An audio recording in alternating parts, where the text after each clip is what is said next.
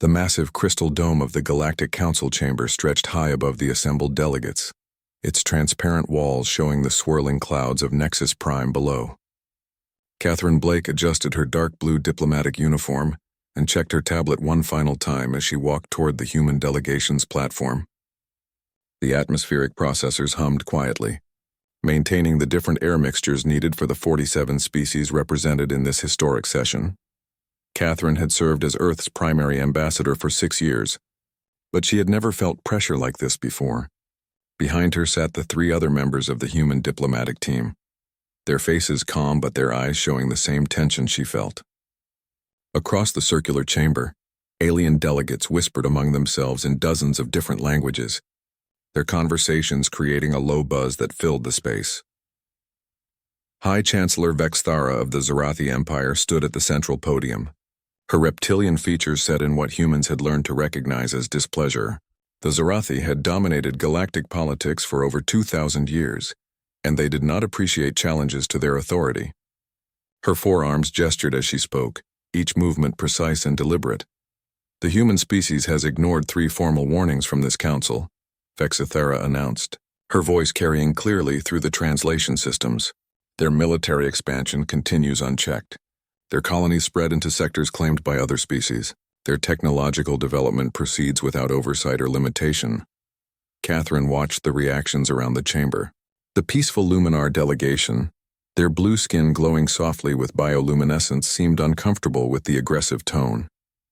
The insectoid Korthak representatives clicked their mandibles in agreement, their compound eyes reflecting the chamber's lights. The ancient ethereal collective maintained their usual silence, floating in their environmental suits like living clouds. Captain Ryan Murphy's voice crackled through Catherine's earpiece from the HMS Independence in orbit. Ambassador, we're reading increased energy signatures from several alien fleets. They're powering up weapons systems. Catherine touched her ear briefly to acknowledge the message but kept her attention on the proceedings. She had expected this. The Council had made their intentions clear weeks ago during the preliminary negotiations. Submit or face consequences. The United Earth Federation has 48 hours to comply with the following demands, Vexthara continued, reading from a formal document. First, immediate surrender of all military vessels except for local system defense craft. Second, withdrawal from all colonies established in the past 50 years. Third, submission to Galactic Council oversight of human research and development programs. Fourth, acceptance of Council-appointed governors for all human worlds beyond the Sol system. A murmur rippled through the chamber. Even some of the alien delegates seemed surprised by the harshness of the terms. The Luminar representative, Ambassador Kethmore, raised one of his forearms to request permission to speak. Honored Chancellor, Kethmore said in his musical voice. These terms seem unusually severe. The humans have not violated any existing treaties. Their expansion follows the same patterns used by other species throughout galactic history. Vexthara's golden eyes fixed on the Luminar ambassador. The human rate of expansion and technological advancement far exceeds historical norms. They represent a destabilizing force that threatens the peace we have maintained for centuries. Catherine stood slowly, drawing the attention of the entire chamber. Protocol required her to wait for permission to speak, but she had already decided that human dignity mattered more than alien customs. The slight breach of etiquette sent a clear message to everyone present.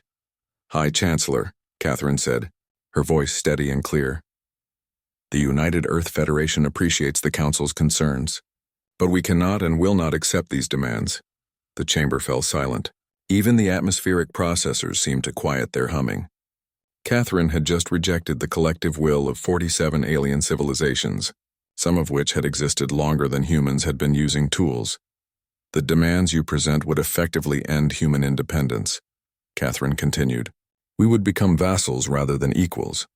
Our colonies are home to billions of human citizens who chose to build new lives among the stars. We will not abandon them. The Korthak delegation began clicking more rapidly, their agitation obvious. Several other species started talking among themselves, their voices rising. Vexthara raised 2 of her arms for silence. Ambassador Blake, the Chancellor said, you speak of equality, but equality requires responsibility. Your species has shown little responsibility in its rapid expansion. You claim empty worlds without consulting neighboring civilizations. You develop weapons technology without sharing the benefits. You act as if the galaxy belongs to you alone. Catherine felt anger rising in her chest but kept her voice level. We have followed every established protocol for planetary colonization. We have shared our medical advances freely with any species that requested them. We have never attacked another civilization except in self-defense. If that constitutes irresponsible behavior, then perhaps the Council's definition of responsibility needs examination. The human delegation behind her remained silent, but Catherine could feel their support. They had all agreed on this course of action months ago. Humanity would not bow to threats regardless of the consequences. The Council has the authority to enforce galactic peace, Vexthara replied. That authority comes from the collective agreement of civilized species. If you reject our authority, you reject civilization itself. We reject forced submission, Catherine said firmly. We do not reject cooperation or peaceful coexistence. But cooperation must be voluntary to have any meaning. Captain Murphy's voice came through her earpiece again. Ambassador, long-range sensors show more alien fleets jumping into the system. Whatever you're going to say, now would be a good time. Catherine looked around the chamber one final time, meeting the eyes of delegates from species both friendly and hostile. Some looked sad, others angry, a few seemed curious about what would happen next. She thought about the billions of humans living on Earth and the colonies, about the children being born in the outer systems who would grow up in whatever galaxy emerged from this moment, the United Earth. Federation hereby withdraws from the Galactic Council and all associated treaties, she announced. We renounce all benefits and obligations of Council membership. Humanity will chart its own course among the stars. The chamber erupted in chaos. Some delegates shouted in their native languages. Others activated emergency communication devices to contact their governments. The Korthak delegation stood as one, their mandibles spread in what humans recognized as a threat display. The ethereal collective finally stirred in their containment suits, speaking rapidly among themselves in their telepathic language. Catherine gathered her tablet and nodded to her team. They stood together and walked toward the exit as alien voices filled the air around them. Behind them, the council that had ruled the galaxy for millennia began tearing itself apart, and humanity stepped alone into an uncertain future among the stars. Admiral Lisa Chen stood on the bridge of the UES Valiant, watching the tactical display with growing concern. 6 months had passed since humanity withdrew from the Galactic Council, and the galaxy was already showing signs of strain. The carrier's sensors tracked 17 different conflicts across known space, most of them border disputes that had been kept quiet by Council peacekeeping forces. Admiral, we're receiving distress signals from the Andros sector, reported Lieutenant Commander Jake Harrison from his tactical station. His face was grim as he studied the incoming data streams. The Korthak Federation has launched a full-scale assault on the Luminar colonies. Lisa turned her attention to the main view screen as Jake transferred the signals. The peaceful blue faces of Luminar civilians filled the display, their bioluminescent skin flickering with fear as explosions lit up the space around their evacuation ships. Children cried in the background while adult voices pleaded for help in broken Standard Galactic. How many ships are we talking about? Lisa asked, though she already suspected the answer would be devastating. Intelligence estimates 300 Korthak warships, Jake replied. The Luminar had maybe 50 defensive craft, and most of those were destroyed in the first wave. The remaining civilians are trying to escape in cargo haulers and passenger transports. Lisa clenched her fists.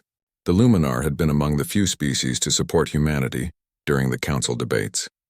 Ambassador Kethmore had risked his own political standing by questioning the harsh terms offered to Earth.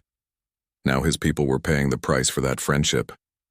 What are our orders from Earth Command? She asked her communications officer. Maintain neutrality and avoid all galactic conflicts, came the reply. President Parker was very specific about non-interference.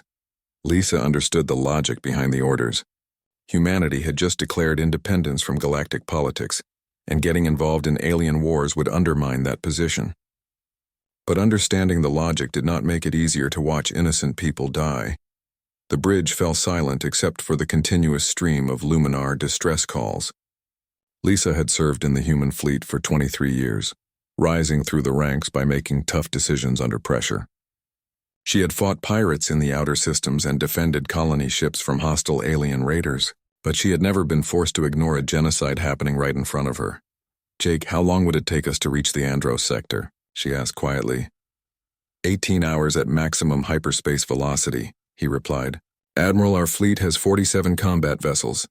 We could make a difference. We could also start a war between humanity and the Korthak Federation," Lisa reminded him. "That's exactly what President Parker wants to avoid." Jake studied his tactical display for a moment before speaking again. "Admiral, the Luminar helped establish our first trade routes when we were new to galactic politics. They shared their agricultural technology with our colony worlds. Ambassador Kethamore personally vouched for human integrity during 3 separate council disputes." Lisa felt the weight of command settling on her shoulders like a heavy blanket. Every officer on the bridge was listening to their conversation, waiting to see what she would decide. Through the view screen, another Luminar transport exploded under Korthak weapons fire. "Pull up the sector maps," she ordered. "Show me every human installation within 50 light-years of Andros." The tactical display shifted to show a 3-dimensional map of local space.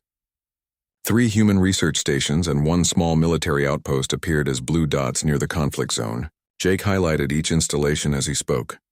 "Outpost 7 is a communications relay," he explained. "The research stations are studying stellar phenomena and testing new drive technologies. Total human personnel in the area is maybe 200 people. Any of them in immediate danger?" Lisa asked. "Not from the Korthak assault," Jake admitted. "But if the conflict spreads, they could become targets." Lisa nodded slowly. The excuse was thin, but it might be enough to justify what she was about to do. She walked to her command chair and activated the fleet-wide communications system. "All ships, this is Admiral Chen," she announced. "We have received reports of hostilities near human installations in the Andros sector. The 5th Fleet will conduct a humanitarian evacuation mission to protect human personnel and any civilians in distress. This is not a combat operation, but all ships will maintain full battle readiness." Jake's tactical board lit up as the 47 ships of the 5th Fleet acknowledged the order and began plotting hyperspace jumps. Lisa sat back in her chair and tried not to think about the court-martial she might face when they returned to Earth. 18 hours later, the human fleet dropped out of hyperspace at the edge of the Andros system. The sight that greeted them was worse than the sensor reports had suggested.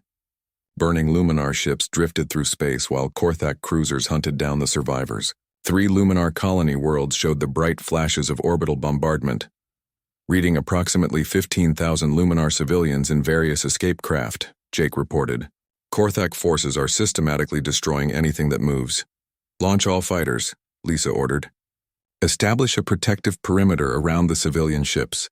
Signal the Korthak fleet commander that we are conducting a humanitarian rescue operation."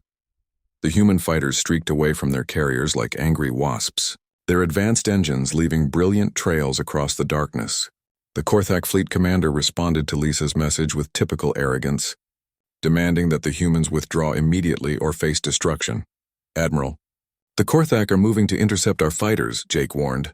Multiple weapon locks detected. "All ships, weapons free," Lisa announced.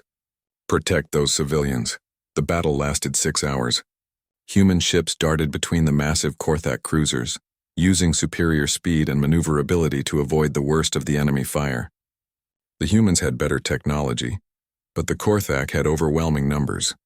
By the time the shooting stopped, 3 human destroyers had been lost, but over 12,000 Luminar civilians had been saved. Lisa stood in her ready room afterward, composing her report to Earth Command. She had violated direct orders and probably started the very conflict President Parker wanted to avoid. But when she looked at the rescued Luminar families reuniting with their loved ones in the ship's cargo bays, she felt no regret. The galaxy was learning what happened when humanity withdrew from galactic politics. Without human peacekeeping forces to maintain balance, old hatreds were surfacing and weak species were being crushed by their stronger neighbors. The great experiment in forced galactic unity was crumbling, and innocent people were paying the price. 2 days later, the response from Earth arrived. President Parker condemned Lisa's actions publicly, while privately authorizing increased fleet patrols near human installations. The message was clear enough for anyone to understand. Humanity might have rejected galactic politics, but it would not stand by and watch genocide. Captain Dennis Moore watched the refugee fleet through the bridge windows of the UES Pioneer. and felt his heart sink. Dozens of ships from 3 different alien species drifted through space in a loose formation, their hulls scarred by weapons fire and their engines barely functioning. The exploration vessel had been conducting deep space surveys in the outer rim when they encountered this tragic convoy, fleeing the latest outbreak of violence. "Sir, we're receiving transmission requests from multiple vessels," reported Communications Officer Kelly Wright. "They're asking for assistance in Standard Galactic, Korthak, and what sounds like ancient hegemony dialect." Dennis nodded grimly. The hegemony wars had ended over 3 centuries ago, supposedly buried forever by the Galactic Council's peace treaties. But old hatreds died hard when there was no authority to enforce those treaties. The Council's collapse had opened wounds that many species thought had healed long ago. "Patch me through to the lead vessel," Dennis ordered. "Universal Translation Protocol." The main screen flickered to life, showing the weathered face of an elderly Nexari captain. The reptilian alien's scales were dulled with exhaustion, and his usually proud bearing was bent with defeat. Behind him, Dennis could see dozens of other Nexari refugees crowding the bridge of what looked like a converted cargo hauler.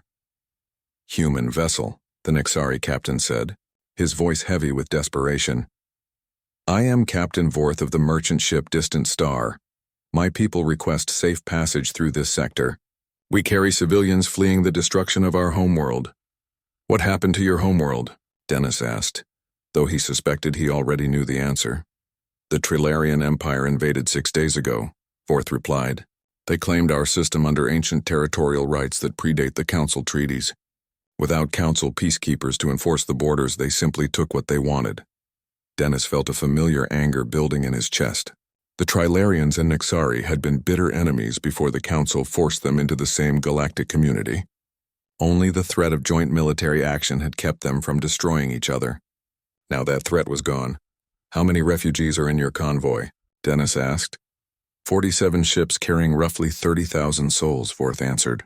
"We have wounded who need medical attention and children who have not eaten in 2 days. Our supplies are nearly exhausted." Kelly touched Dennis's arm and spoke quietly. "Sir, we have enough emergency rations to feed them for maybe a week. Our medical bay can handle the worst cases, but we're not equipped for a refugee crisis of this scale." Dennis studied the tactical display showing the refugee convoy. Mixed in with the Nexari ships were vessels from the Altarian Collective and the Outer Rim Trading Guild. 3 different species who had found themselves on the wrong side of various conflicts, all fleeing toward the same uncertain destination. "Captain Vorth, where are you heading?" Dennis asked. "Haven Station," the Nexari replied. "It remains neutral territory. We hope to find sanctuary there until the fighting ends." Dennis knew Haven Station well. The massive trading post had declared independence from all galactic governments years ago, becoming a haven for merchants, explorers, and others who preferred to avoid political entanglements. It was exactly the kind of place that would welcome refugees, but it was also over 2 weeks away at the convoy's current speed. "We'll escort your convoy to Haven Station," Dennis announced. "Transfer your most seriously wounded to our medical bay, and we'll share what supplies we can spare." Relief flooded Captain Vorth's scaled features. "Thank you, Captain Moore. Your kindness will not be forgotten." As the Pioneer began coordinating with the refugee convoy, Kelly received an urgent message from Earth Command. She brought the decoded transmission to Dennis in his ready room, her face troubled. "Sir, you need to see this intelligence report," she said, handing him the tablet. "It's about the Ethereal Collective." Dennis read the report twice before the full implications sank in. The Ethereal Collective, the oldest and most respected members of the Galactic Council, had formally announced their withdrawal from the organization. Their statement was brief but devastating. "The Council has failed in its fundamental purpose of maintaining galactic peace and order. We hereby resume our status as an independent civilization." "If the Ethereals are abandoning the Council, then it really is over," Dennis said quietly. "They helped found the organization over 2,000 years ago." "There's more," Kelly said. "Dr. Stephen Clark at Frontier Research Station has been analyzing refugee testimonies. He thinks some of these conflicts were deliberately triggered." Dennis looked up from the tablet. "What do you mean deliberately triggered?" "Several refugee groups report that their attackers had detailed intelligence about defensive positions and resource stockpiles," Kelly explained. "Information that should have been classified." Dr. Clark thinks some council member species are using the chaos to grab territory they've wanted for centuries. The implications were staggering. The Galactic Council had not simply collapsed from humanity's withdrawal. Some of its own members had been actively working to destroy it, using the crisis as cover for territorial expansion and old revenge schemes. Over the following days, as the Pioneer escorted the refugee convoy toward Haven Station, more disturbing news arrived from across the galaxy. The Zorvani Confederacy had invaded 3 neighboring systems, claiming they were restoring historical boundaries. The Crystalline Hegemony had blockaded major trade routes, demanding tribute from any ships passing through their territory. Pirates and raiders operated openly in sectors that had been peaceful for generations. Dr. Clark's analysis grew more detailed with each refugee group they encountered. The pattern was clear to anyone willing to see it. The galaxy's most aggressive species had been planning for this moment, waiting for the right crisis to justify their expansion. Humanity's withdrawal had given them the excuse they needed. It's like watching dominoes fall, Dennis told Kelly as they studied the latest intelligence reports. Each conflict triggers 2 more. The Council spent so much effort controlling humanity that they ignored the real threats to galactic peace. Do you think Earth Command knows how bad it's getting? Kelly asked. They know, Dennis replied. The question is whether they care. President Parker wanted humanity out of galactic politics, and he got his wish. Now we get to watch the galaxy tear itself apart. But even as he spoke those words, Dennis felt a growing conviction that humanity could not remain neutral forever. The refugees they were helping were not abstract political problems, but real people fleeing real violence. The galaxy was learning what happened when the most powerful peacekeeping force decided to go home. As Haven Station appeared on their long-range sensors, Dennis wondered how long it would be before someone asked humanity to pick up the pieces of the civilization they had helped break. The Council was dead, but the galaxy still needed someone to keep the peace. Whether humanity wanted that responsibility or not, Dennis suspected it was coming their way. Fleet Admiral Kevin Ross stood in the observation deck of New Geneva Station and watched the construction of humanity's largest military expansion in history. 2 years had passed since Earth withdrew from the Galactic Council, and the Tau Centauri system now buzzed with activity that would have been unimaginable during the Council era. Massive shipyards stretched across the system like metal cities, each one producing the warships that allied species desperately needed. Admiral, the Luminar delegation has arrived, announced his aide, Lieutenant Sarah Kim. Ambassador Kelly Wright is bringing them up from the docking bay. Kevin nodded and straightened his uniform. The Luminar had been among the first species to approach humanity for a formal alliance after the Council's collapse. Their peaceful nature had made them targets for every aggressive neighbor, and they needed protection that only human technology could provide. Ambassador Kelly Wright entered the observation deck with 3 Luminar officials, their blue skin glowing softly in the station's artificial lighting. The lead delegate, Trade Minister Yethkala, carried herself with the quiet dignity that Kevin had learned to respect in the Luminar people. Admiral Ross, Minister Yethkala said in her musical voice, the High Council of Lumina formally accepts the terms of the Defense Treaty. We pledge our agricultural knowledge and industrial capacity to the Human Alliance in exchange for military protection.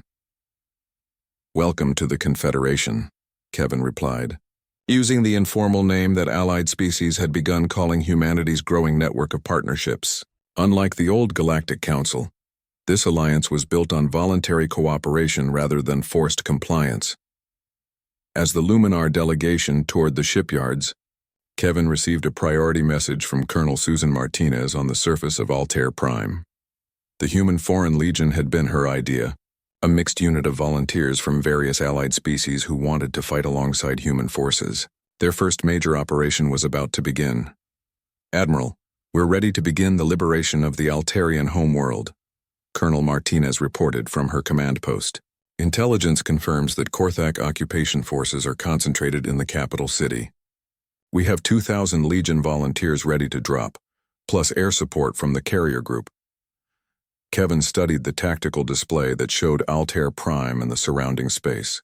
The Korthak had conquered the peaceful Altarian homeworld 6 months ago, enslaving the population and stripping the planet of its resources. The Altarian government in exile had begged humanity for help, offering their advanced computer technology in exchange for liberation. What's the force composition? Kevin asked. 800 human Marines, 600 Luminar technical specialists, 400 Altarian resistance fighters, and 200 volunteers from other allied species, Martinez replied. It's the most diverse military unit in galactic history. The liberation of Altair Prime succeeded beyond all expectations. Human orbital bombardment crippled the Korthak fleet, while Legion dropships landed troops directly in the capital. The mixed units worked together with an efficiency that surprised even their commanders. Luminar engineers disabled Korthak defensive systems, while Altarian resistance fighters guided human Marines through the city's underground tunnels. Within 72 hours, the Korthak occupation was over, and the Altarian government was restored. The victory sent shockwaves through the galaxy as smaller species realized that they no longer had to submit to aggressive neighbors. Humanity offered an alternative to the old system of domination and submission. Marcus Johnson, CEO of Stellar Dynamics Corporation, reported record profits as human technology became the most sought-after commodity in the galaxy. His company's advanced weapons, defensive systems, and starship engines commanded premium prices from species desperate to defend themselves. Trade relationships with former council members provided humanity with resources and knowledge that accelerated their development even further. We're not just selling weapons, Marcus explained during a board meeting on Earth. We're selling hope. Every species that buys our technology is making a statement that they refuse to be victims anymore. But not everyone on Earth supported this new direction. Senator Gregory Collins led a growing political movement that opposed humanity's deepening involvement in galactic affairs. He argued passionately in the Senate that Earth was repeating the same mistakes that had led to the Council crisis. We declared independence from galactic politics. Senator Collins reminded his colleagues during a heated debate. Now we're building the largest military force in known space and fighting wars on alien worlds. How long before we become the very oppressors we once opposed? President Nathan Parker defended the administration's policy, but Kevin could see the strain in the president's face during their private meetings. The weight of galactic expectations was enormous, and every decision carried consequences for billions of lives across dozens of worlds. The debate intensified when General Patricia Stone, chairman of the Joint Chiefs, briefed the president on disturbing intelligence reports. The Zarathi Empire was secretly building a massive war fleet in hidden shipyards beyond the galactic rim. Their intentions were obvious to anyone who understood Zarathi culture and history. They're planning to force us back into submission, General Stone explained during the classified briefing. The Zarathi believe that galactic order requires a dominant species, and they're not willing to let humanity fill that role. We estimate they'll be ready to attack within 6 months. President Parker studied the intelligence reports with growing concern.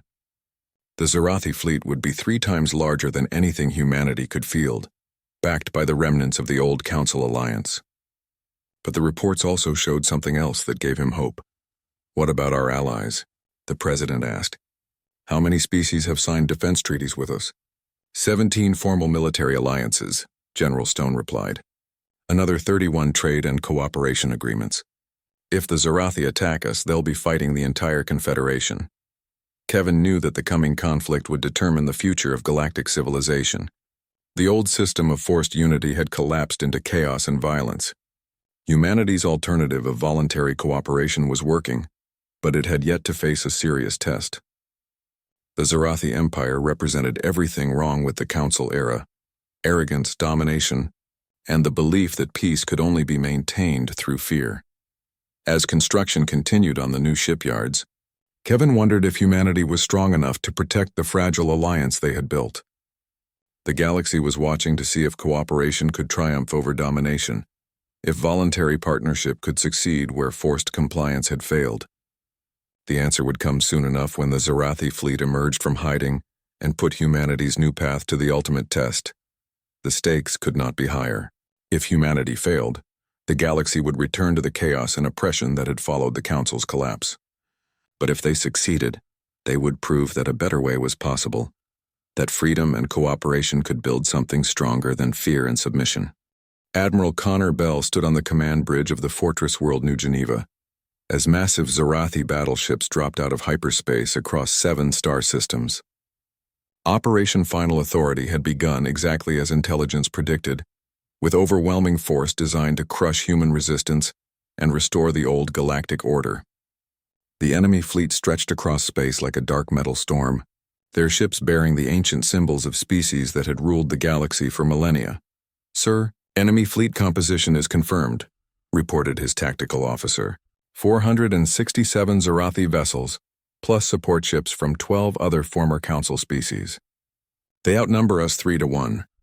Connor studied the tactical display with grim satisfaction. The numbers looked bad. But humanity had learned important lessons during their 2 years of independence. This was not a battle between individual fleets, but between two different ideas of how the galaxy should work. The Zorathi brought overwhelming force and rigid hierarchy. Humanity brought technological superiority and flexible cooperation. "Signal all allied fleets," Connor ordered. "Execute Defense Plan Omega. All human ships maintain formation around the fortress worlds. Let our allies choose their own approach." The battle began in the Vega system when Lieutenant Ashley Morgan led her fighter squadron against the Zorathi advance guard. Her pilots had trained with Luminar engineers and Altarian tactical specialists, learning to coordinate their attacks in ways that no single species had ever mastered. The mixed squadron dove through the enemy formation like a school of fish, each pilot covering their wingmates while striking at weak points identified by their alien partners. "Target their communication arrays first," Ashley told her squadron over the comm system. "Luminar intelligence says they rely on centralized command structures. Cut the head off the snake." Her squadron destroyed 17 Zorathi communication ships in the first pass, throwing their battle coordination into chaos.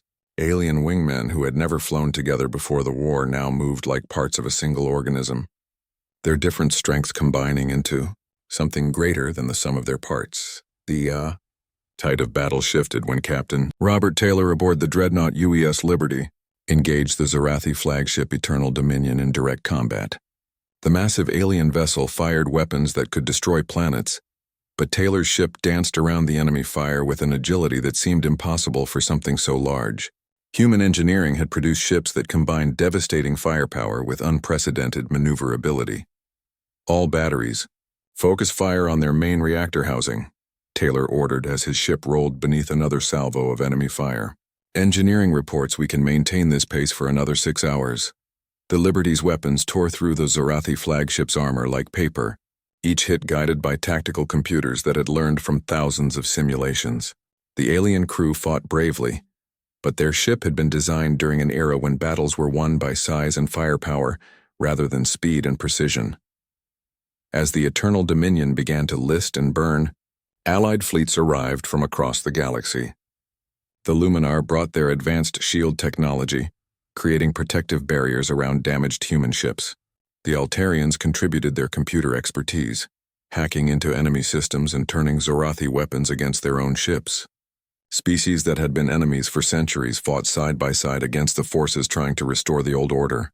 "Admiral, the Korthak are requesting permission to surrender," reported Connor's communications officer. "Their fleet commander says they were coerced into joining the Zorathi alliance." Connor considered the request carefully. The Korthak had committed terrible atrocities during the chaos following the Council's collapse, but they were also useful allies if they could be trusted. This was exactly the kind of decision that separated the new order from the old one. "Accept their surrender," Connor decided, "but they fight under human command for the remainder of the battle. No independent operations." The battle raged for 18 hours across 7 star systems, but the outcome became clear when the Zorathi reserves failed to break through the human defensive lines. Species after species switched sides as they realized that the old empire could not protect them from human technological superiority. The galaxy was witnessing the birth of a new balance of power, based on voluntary cooperation, rather than forced submission. When the Eternal Dominion finally exploded in a brilliant flash of light, the Zorathi resistance collapsed completely. Their surviving ships fled toward the galactic rim, while their former allies lined up to negotiate surrender terms with the human fleet. The age of enforced galactic unity was over, replaced by something that had never existed before in galactic history. Ambassador Catherine Blake stood once again before an assembly of alien delegates, but this time the meeting was held on New Geneva Station, rather than the old council chambers. The species represented here had come voluntarily, seeking partnership rather than submitting to conquest. The atmosphere was completely different from the tense confrontation that had started the war.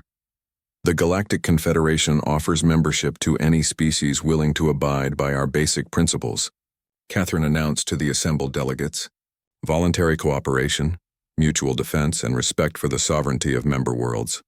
No species will be forced to join, and any member may withdraw at any time. The Luminar delegate, Ambassador Kethmore, was the first to speak. The people of Lumina formally request membership in the Confederation. We pledge our knowledge and resources to this new alliance. One by one, other species followed suit. Even former enemies like the Korthak requested membership, seeking redemption through service to the new order. The galaxy was learning that partnership produced better results than domination. That voluntary cooperation created stronger bonds than fear and submission. President Nathan Parker addressed the newly formed Confederation from Earth. His speech broadcast across thousands of worlds where humans and aliens now lived and worked together. His words carried the weight of history, marking the end of one era and the beginning of another. We have learned that peace cannot be imposed from above, Parker said. It must grow from the voluntary cooperation of free peoples. The galaxy tried to cage humanity and found only chaos. Today we offer something better. Partnership among equals, cooperation without coercion, and freedom for all species to reach for the stars. The final scene showed children of a dozen different species playing together in the parks of New Geneva Station, their laughter echoing through corridors where diplomats from across the galaxy worked to build a better future. Human and alien families shared meals in the station's restaurants while their ships carried trade and knowledge to every corner of known space. The galaxy had discovered that trying to control humanity only led to destruction, but working with humanity brought prosperity and hope to everyone.